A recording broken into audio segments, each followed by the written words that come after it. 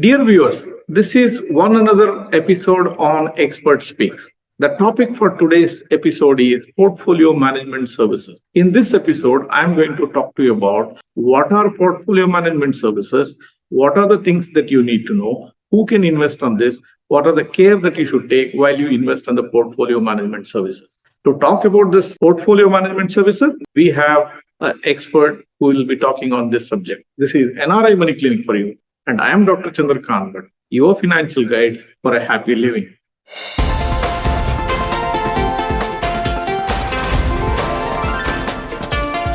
NRI Money Clinic. No hype, just the right advice. Dear viewers, to talk about the portfolio management services, I have brought to the studio a very eminent faculty, a fund manager, Ms. Harini Dedia. Ms. Harini Dedia is a very experienced fund manager. Currently, she is working as head of research and fund manager at Tamohara Investments. Tamohara Investments is a boutique investment management firm located in Mumbai. Harini, prior to joining her career in India, has been a BA honors from New York University. She worked with a hedge fund prior to coming back to India to pursue her career in equity research and fund management. Before she joined Tamohara, she worked with Truffle Investments under Ghalla Bansali stockbrokers for a period of 4 years. Welcome to the show, Ms. Harini Dedia. Thank you so much, Dr. Bhatt, for having me on this show. It's a pleasure to be here. Harini, I want you to enlighten our audience about the portfolio management services. A lot of our audience is asking about whether we have a portfolio management service, how somebody has to select a PMS scheme, what are the things, do's and don'ts about PMS. I keep getting day in and day out different inquiries. We are also practitioners who are in this particular field. So we need to be answering our clients day in and day out. So let's make an attempt to address all these queries during this particular interview. My first question to you is, what is a portfolio management service and how it is different from a mutual fund scheme? Sure. So a portfolio management service, or PMS, is an investment vehicle to invest in financial assets in India. This is a vehicle that is available predominantly only to high net worth individual or body corporates, because there is a minimum threshold investment size of 50 lakh rupees in this particular vehicle. So it is in that sense different from a mutual fund, because there is a minimum threshold of 50 lakhs. So it is not a product that's available for the masses. It is a product that should be looked at for those who like a high level of service. Because in a PMS, you do get a chance to interact with the fund managers a lot more closely than you would in a mutual fund. And in a PMS versus a mutual fund, there is a lot less constraints that are put in terms of maximum allocation to a sector or maximum allocation to a particular security. So in that sense, the constraints are more defined by the fund manager or the portfolio manager. In the case of a mutual fund, these are more defined by the regulator themselves, depending on the category of the fund. Thank you, Harini. When you answered this question, I'm getting one doubt in my mind. Now, you said the mutual fund is regulated and PMS has a lot of leeway or freedom for fund manager to manage the assets in a particular way, which may be either defined by the fund manager or as per the request of the investor. The question to you is PMS is unregulated or is it regulated? Or are there any guidelines issued by the regulator how PMS has to be managed? What's the message you would like to pass on in this? So PMSs are completely regulated by SEBI, which is the financial regulator for capital markets in India. We are required by the regulator to submit monthly disclosure documents. Along with that, whenever there is any change, either in the key management personnel or in the shareholding of a PMS, or any other material changes in the number of schemes or any new schemes being introduced, we are required by law to submit and get an approval from SEBI itself. And this is the method in which SEBI regulates us completely, and we are liable to produce reasoning for any of our actions when called upon SEBI to do so in an audit. However, PMSs are not regulated per se on the fund management style itself. So a fund manager is free to choose his or her style, and based on their style, they're free to invest the way they would wish to do. So there is very minimal regulation on the style, but there is complete regulation on adherence to the style once declared and adherence to all the guidelines that have been laid forth by SEBI. Harini, I understood this point, but there is a view in the minds of investing community that PMS is a opaque product and it is not transparent. So it is risky to invest in a PMS. What answers do you have for this doubt which is there exists in the minds of the investing community? Correct. This is a very good question, sir, because it is both opaque and transparent. And I'll explain this a little further. It is transparent completely to those who invest in a PMS because the securities that a PMS buys are held in a demat account that belong exclusively to the client. So there is complete visibility to the client on the actions of the fund manager. There is nothing that is held back from the client. But a PMS may choose to not disclose its holdings to the outside world, so to speak, or those people who are not clients of the PMS. So there is no requirement, as we have for the mutual fund industry, to submit a monthly holding statement to the entire world per se. But to investors, they would know at any given point of time the securities that are held in their name because by definition, they are held in their own demat account. So, if I understood you correctly, what you mean to say is what is the assets held by this PMS scheme or fund house is not in public domain, but it is always visible to an investor. So, it is transparent to that extent, but it is not discussed in public. But the assets of this PMS scheme are held in a demat account of the individual customer. So, to that extent, it is very safe and it's visible. So, the feeling that it is opaque is not correct. Correct, sir. It's exclusive, it is not opaque. Oh, fine. Thank you very much for that answer. Harini, one of the concerns investors always have is what is the safety for my money or what is the safety for the assets that I have under PMS? How does a PMS fund or the regulator ensure that their investments are kept in very safe mode and the investor has an access to his monies or the assets at any point of time? How does the system ensure it?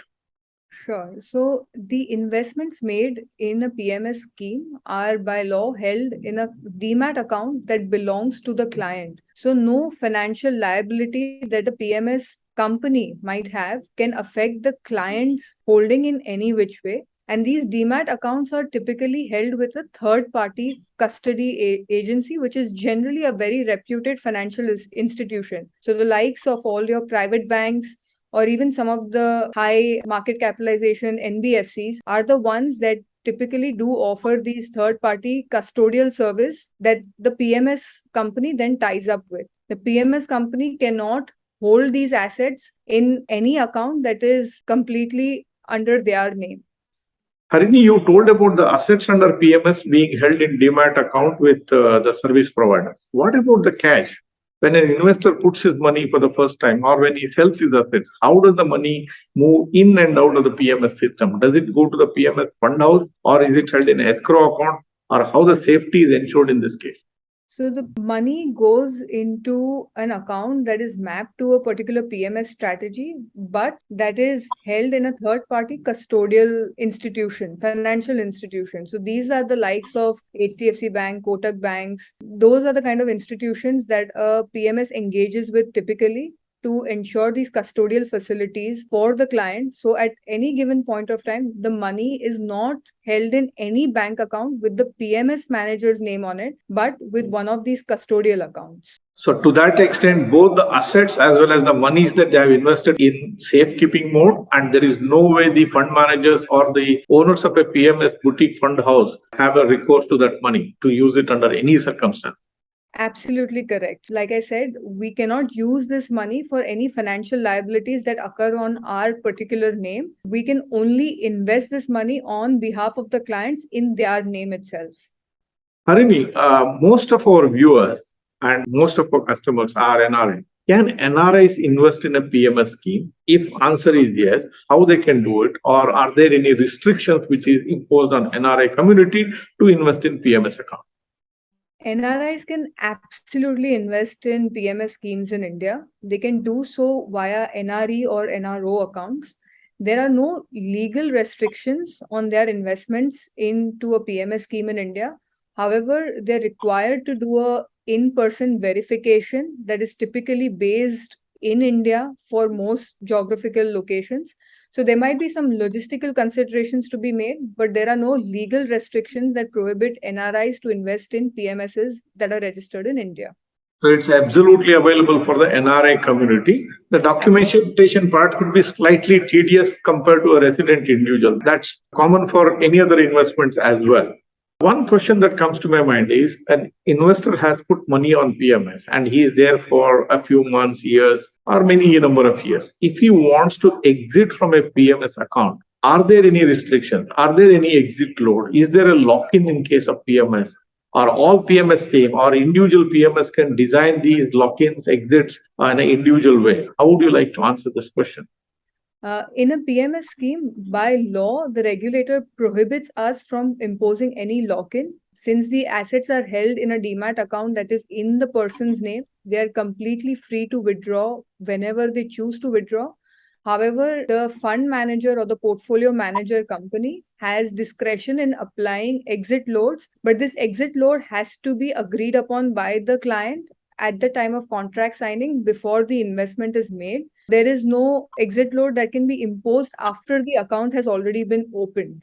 So this disclosure is given upfront when the investment is being made itself, and PMSs are free to design their exit loads the way they choose to. Typically, we've seen an exit load for the first year or the first 2 years to ensure that investors stay invested for a duration of 3 to 4 years at least, given it most of the PMSs do invest in equity products. But there is no requirement by law that prohibits or enables an exit load, but lock-ins are definitely prohibited by law. This brings to me one more question in my mind. Is PMS is one single product, or in the PMS there are different types of schemes which are there? Is PMS schemes have to be selected by an investor? How does it the system work in this case? In case of mutual fund, you've got so many schemes and all these things are there. But how does the ecosystem of PMS has designed different schemes, or are there different schemes in the first place? Absolutely. There are, by definition, two kinds of PMSs. One is a non-discretionary PMS and one is a discretionary PMS. In non-discretionary PMS, the fund manager takes into account an individual client's risk profile and maps out the assets in a particular manner. In a discretionary PMS, the fund manager has a particular scheme or a particular investment style that they have registered, and the client, if suitable for that scheme, invest in that particular style itself. So within discretionary, which is what most of the PMS industry is today, there are multiple schemes and multiple fund houses that are available in India. They're in multiples of hundreds. So you definitely do need some help to parse through that, to go through all the data on their investment style, as well as their past performance and their risk management habits. So it's a vast universe. PMS is a vast universe. Going by your words, there are hundreds of schemes which are available, and somebody is required to make it simple or brief them or help them choose the right one, which brings to the argument that probably you need an advisory help to choose the proper PMS. Is that a correct assumption that I'm making? Absolutely. You absolutely need a financial advisor to help you choose the right scheme for you based on your risk profile, because PMS house and PMS as an industry has many more variants than a mutual fund industry itself in India. So as a PMS house, they're obviously going to be very biased in pushing the product and their investment style onto you. You do need an advisor to help you decide if this is the right fit for you. So probably going by your words, an advisor has a much bigger role in case of selection of PMS or putting a customer's money on the PMS than the mutual fund industry itself, which is more regulated. Correct, because in a PMS, the portfolio itself is not even available for the most part to view in public, or if it's available, it's being made available with a 1 month or 3 month delay. So in mutual funds, you do have a lot of online resources that are available that help you grade schemes, help you see the portfolios and analyze the portfolios. But in a PMS, it is, like I said, exclusive only to investors. So you do need a financial advisor to help you parse through these details for you. Okay. Thank you, Harini, for that information. One crucial question. People are worried about the cost structure of any investment vehicle. In mutual funds, we look at the expense ratio. How does the cost structure of a PMS scheme work out? What is the industry practices in this? Is it one single expense ratio that is there, or there are different variations? How the cost is inbuilt into it? Can you throw some light on this aspect? Sure. So a PMS scheme has a lot more liberty in designing their own cost structures. Typically, there are two kinds of fee structures that we've seen. One is a fixed asset based fee, which is similar to what a mutual fund charges in terms of an expense ratio, where there is a predetermined percentage of the AUM. It could be 1.5 to 2.5% that is charged to the client's account. Or there could be a performance fee where there is a certain profit share that is charged on the client's account, or it could be a combination of both. So generally what we've seen in the industry is a combination of fixed and performance, or of a fixed fee. There are few PMSs though that also do a complete profit share agreement with their clients. Okay. One last question to you, Harini, is the taxation aspect of PMS. How does the taxation work in case of PMS account, with specific contrast to what happens in case of mutual funds? So in mutual funds, we know how it gets taxed, the debt schemes, the equity schemes, and other things. Please tell me how the taxation of PMS accounts work. So the taxation on PMS accounts works slightly differently. And especially from an NRI perspective, what happens is, since the asset individual securities are held in the client's name, should I choose to book a profit in a particular security? Let's say I bought shares in company X, and should I choose to book profit in those shares of company X? At that point of time, the custody withholds the capital gains tax liable to be paid at the custody level itself, before remitting the rest of the amount as into the custody for the fund manager to redeploy again into equity or debt assets, as the case might be. So what happens in a mutual fund is, when the mutual fund sells individual company X or Y shares, that tax liability is not to be borne by the client as long as the client remains invested in a particular scheme. But in a PMS, since the shares are held in your individual name, the tax gets deducted at source by the custody itself for NRI clients. What about the resident clients? For the resident clients, they're liable to make the capital gain tax payments or the dividend tax payments, as the case might be, in their individual filing. They're not withheld by the custody account itself.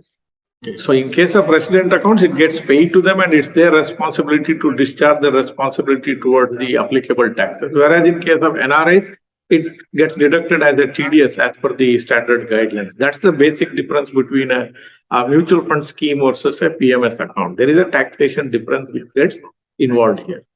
Correct. Harini, one last question to you. In case of mutual fund, when an investor puts in the money, he gets an NAV of these units the very next day or once the money reaches the mutual fund house. What is the process that gets involved in case of PMS? Do they get an NAV? Where will the money be? Can the fund manager sit on the cash without deploying it, or he has to immediately deploy? Can you throw some light about how the deployment happens in this case? Sure, sir. That's a great question. You're absolutely right that in case of a mutual fund investment, you essentially acquire units of the fund at a particular NAV. In case of a PMS investment, it is completely on the discretion of the portfolio manager to deploy the money. They can choose to deploy it over a period of time, or they can deploy it at one go itself when they receive the money. There is no restriction on how much cash can be held in their particular scheme at any given point of time, unless there is a particular style that the portfolio manager themselves had set for, that they would sit on a particular amount of cash or equity or debt or whatever it is. There is no restriction that is laid by law on this particular aspect. Which means to say an investor can see in his account either cash or the equivalent assets or their current market values. Is that correct? So if cash is not deployed, it will be visible as cash yet to be deployed with the custodian account. Absolutely correct. Harini, thank you very much for this awesome piece of information. Many people didn't know how the PMS works. Probably people who viewed this episode today got a better idea about what are PMSs, what are the details which has gone into it, how the safety of investors has been taken care of, what is the transparency in this product, and the taxation and several other things. Thank you very much for taking the time out and coming here to the studios and guiding our viewers on the different possibilities that exist in the PMS house. A big thank you from NRI Money Clinic and my viewers. Thank you very much for appearing here. Thank you. It was a pleasure to be here, and I salute you for making financial information so easily accessible to so many people. Thank you. Dear viewers, in case if you are interested to invest in a PMS scheme, you can make best use of our services. Our number is shown here on the screen. Through a WhatsApp message from any corner of the world, you can reach to us. And one of our financial guides will help you to zero in on a PMS scheme that suits your requirement. So why delay? If you have an intention, time to send that message is now. We are waiting for your message. Dear viewers, hope the video that I have done today on the portfolio management system helped you to understand all the things that you wanted to know about this PMS structure. If it helped you to understand all final points of the PMS scheme, please don't forget to like this video. If you are a person who is watching my channel for the first time, or if you are yet to subscribe for the channel, please hit the subscribe button and press the bell icon. Don't forget to share this video with your near and dear ones. Thank you very much for watching this episode on NRI Money Clinic. I shall be back with you with yet another episode in yet another video very, very soon. Press the bell icon for more details and subscribe our channel.